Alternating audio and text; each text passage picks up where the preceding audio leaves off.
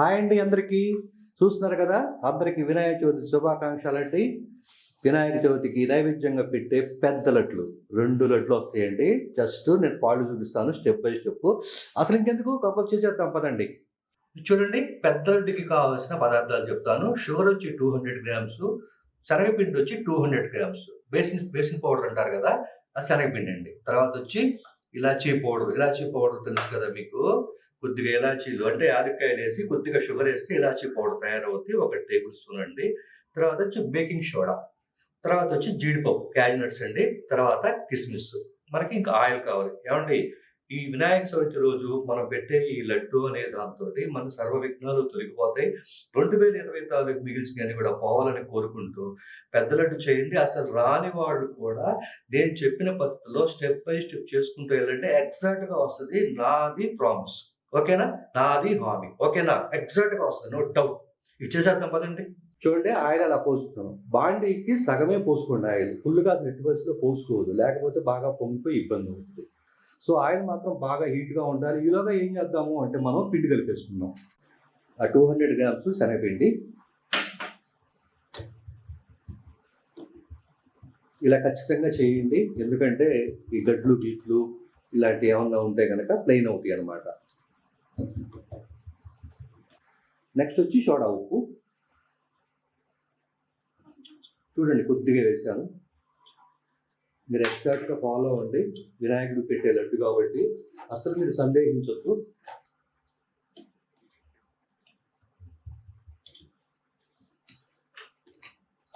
Next ఇప్పుడు water.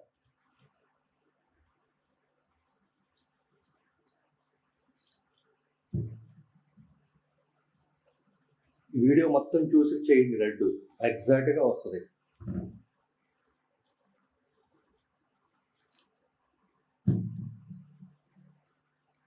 ఈ మట్టి గణపతితోటి, ఈ పెద్ద లడ్డుతోటి వినాయక చవితి పూజ మీరు శుభప్రదంగా చేయాలనేది నా యొక్క అభిలాష, కోరిక, ఎక్సెట్రా ఎక్సెట్రా. చూడండి, పిండి చూసారా? ఒకసారి నేను చూపిస్తాను, చూడండి. అర్థమైంది కదా? అలా చేసేయండి, స్టెప్ బై స్టెప్ అనమాట, ఈజీ అనమాట.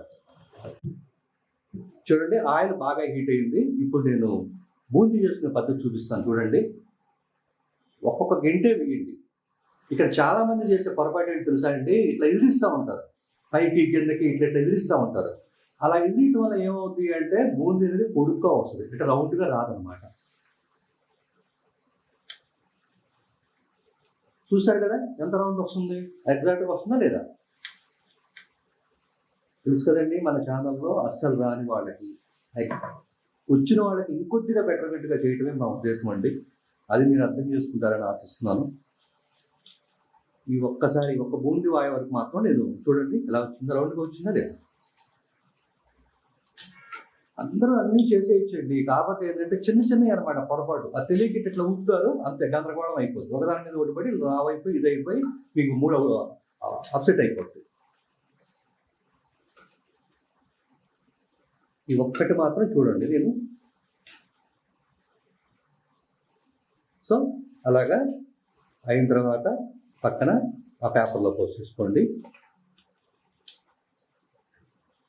అర్థమైంది కదా? ఏదైనా సరే బూందీకి, ఏదైనా సరే కారపూస చేసినా ఏది చేసినా కానీ ఇలా చేసుకోవాలన్నమాట అండి.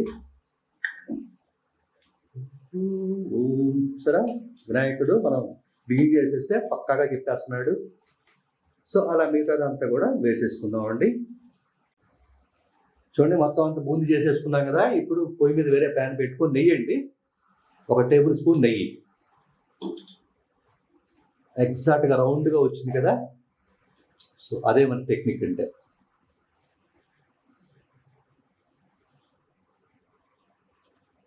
నెక్స్ట్ దాంట్లోనే జీడిపప్పు,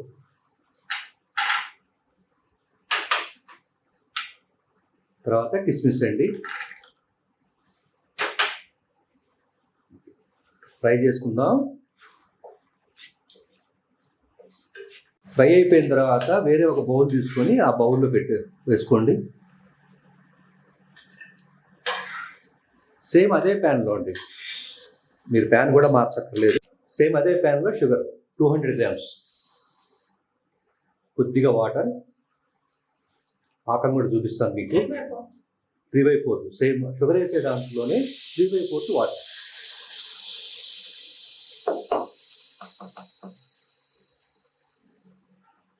తర్వాత ఇలాచీ పౌడర్ 1 టేబుల్ స్పూన్. బాగా కలిపేసేయండి. పాకం వచ్చిన తర్వాత నేను చూపిస్తాను మీకు. చూడండి తీగ పాకం వచ్చేసింది. ఇప్పుడు చూడండి తీగ పాకం తెలుసు కదండి ఎలా వస్తుందో. ఫస్ట్ తీగ పాకంతో ఏంటంటే కనుక చూడండి ఒకసారి చూపిస్తాను. ఓకే, ఇక్కడ దాంట్లో కొద్దిగా తీయండి. తీసి ఇలా అనండి. మళ్ళీ గెరిటి ఇలా తిప్పండి. ఇలా తిప్పినప్పుడు లైట్గా పడతా ఉంటుంది. అప్పుడు తీగ పాకం వచ్చినట్టు. లేదా ఇట్లా చేతితో కూడా చేయొచ్చు, అది వేరే విషయం. ఇప్పుడు పొయ్యి ఆపేసేయండి. Stove off. నెక్స్ట్ బూందీ అండి. స్టవ్ ఆపేసిన గుర్తుపెట్టుకోండి.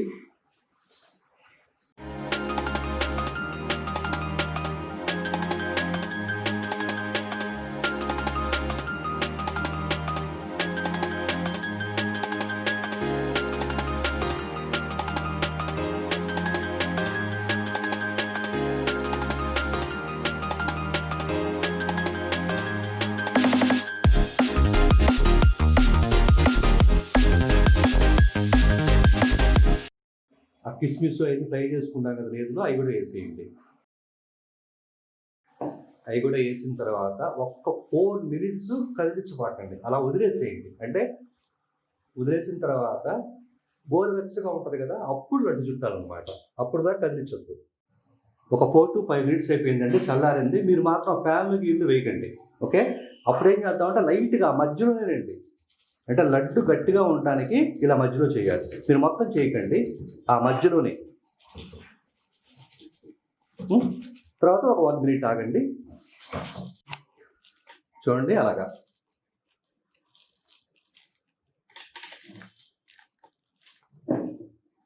అలాగే ఇంకొకటి.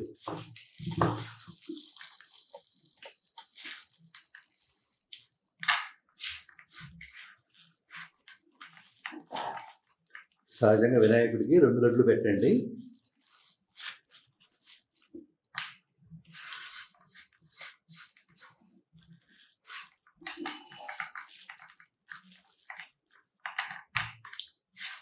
నేను 2 లడ్లతో ఎందుకు చూపిస్తున్నాను?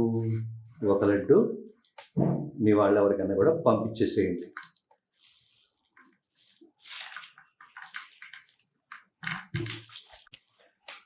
ఓకే, చూసారు కదా 2వ లడ్డు కూడా ఎలా వచ్చింది. ఓకే,